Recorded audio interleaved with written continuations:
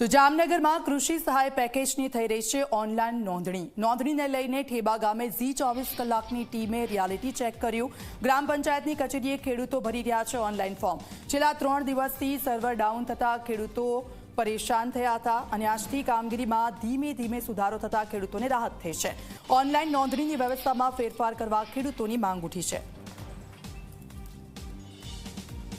જામનગર જિલ્લામાં પણ કમોસમી વરસાદના પગલે ખેડૂતોને મગફળી સહિતના અનેક પાકોનું નુકસાન થયું છે। ત્યારે રાજ્ય સરકાર દ્વારા જે ગુજરાતમાં 10,000 કરોડની કૃષિ રાહત સહાય પેકેજ જાહેર કરવામાં આવ્યું છે, જેના પગલે ગામે ગામ વિસ્તારમાં આ સહાય મેળવવા માટે ખેડૂતો અત્યારે પંચાયત કચેરી ખાતે આવી પહોંચી રહ્યા છે। આપ જોશો જામનગરમાં ઝી 24 કલાકની ટીમ ઠેબા ગ્રામ પંચાયત ખાતે પહોંચી છે અને અહીં ખેડૂતો ઉભા છે। મહત્વનું છે કે જે રીતે આખા ગુજરાતમાં આ સહાય જાહેર કરવામાં આવી છે ને ખેડૂતોને અલગ અલગ પાકોનું નુકસાન પણ ગયું છે, ત્યારે જે આ સહાય છે મેળવવા માટે ઓનલાઈન અરજી કરવાની રહે છે ને જેને લઈને પ્રારંભિક જે 4 દિવસથી કામગીરી ચાલી રહી છે તેમાં અગાઉના 2 થી 3 દિવસોમાં સર્વર ડાઉન થવા અને અનેક સમસ્યાઓનો સામનો ખેડૂતોને કરવો પડી રહ્યો હતો, પરંતુ આજથી જે રીતે અહીંથી કોમ્પ્યુટર ઓપરેટર અને પંચાયત કચેરીના કર્મચારીઓ દ્વારા જણાવવામાં આવી રહ્યું છે કે હવે આ રાબેતા મુજબ કામગીરી શરૂ થઈ ચૂકી છે અને અત્યારે નોંધણી પણ થઈ રહી છે। આપણે એમને પૂછવાનો પણ પ્રયાસ કરશું કે કઈ રીતની આખી કાર્યવાહી હતી।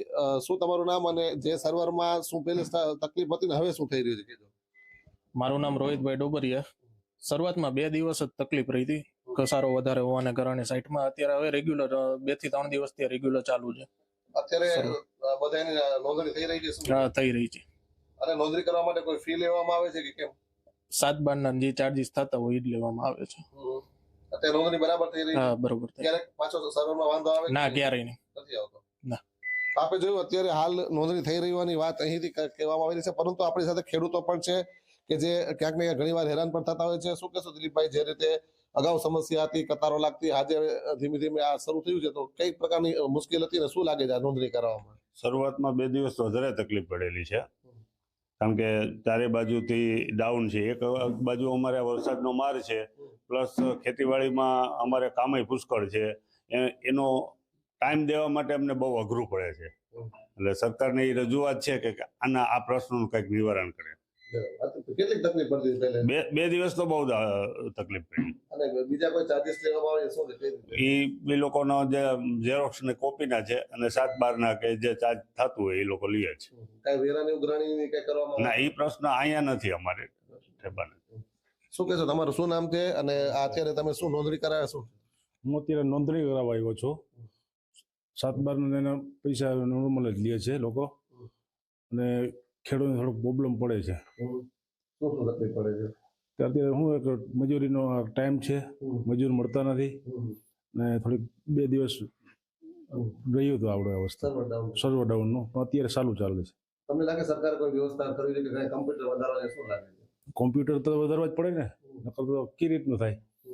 એક જિલ્લામાં 3 આપ્યા હોય બૂથ, તો એક જિલ્લામાં 3 બૂથ હોય તો પૂરા ન થઈ શકે ને।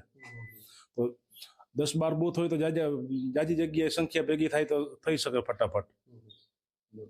શું તમારું નામ શું છે અને શું ખાસ કરીને કહેશો તમે જે રીતે અત્યારે નોંધણી ચાલી રહી છે? મારું નામ અશોકભાઈ સંઘાણી છે। અત્યારે તો સર્વર વ્યવસ્થિત ચાલવા માંડ્યું, પણ શરૂઆતના 2 દિવસમાં બહુ તકલીફ પડી હતી। એક બાજુ ખેડૂતોને મોસમનો ટાઈમ હોવાથી અહીંયા આવવું તકલીફ હતું ને એક બાજુ આ સર્વરનો પ્રોબ્લેમ, પાછો 15 દિવસનો ટાઈમ લિમિટ છે, તો 15 દિવસ તમે અરજી ન કરો તો તમારો પૂરો થઈ જાય। એમાં એક થોડોક ટાઈમ વધારવાની જરૂર છે અને થોડીક સર્વરનો બી થોડોક પ્રશ્ન છે, એ બી થોડોક સોલ્વ કરવાની જરૂર છે। આપણે જો આપણી સાથે ખેડૂતો હતા અને જે ઝી 24 કલાકની ટીમ અત્યારે ઠેબા ગ્રામ પંચાયત કચેરીએ પહોંચી છે।